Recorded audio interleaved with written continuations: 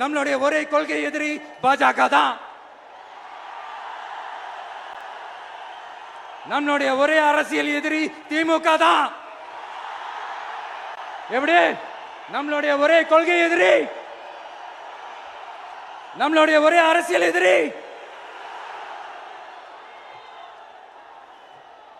ஏதோ under ground ஆதாயத்துக்காக deal போட்டுக்கிட்டு deal பேசிக்கிட்டு இந்த அலையன்ஸ் வச்சுக்கிட்டு இந்த ஊரை ஏமாத்துற கட்சி எல்லாம் நம்ம டிவிக்கே கிடையாதுங்க. யாருக்காகவும் எதுக்காகவும் எந்த பயமும் கிடையாது.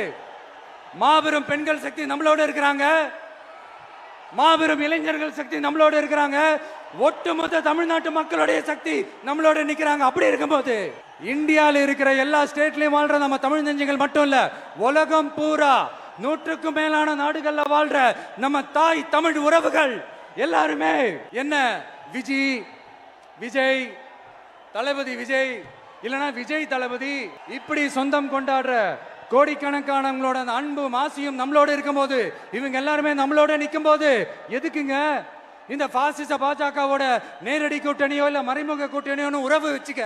நாம என்ன உலகமாக ஊழல் கட்சி என்ன?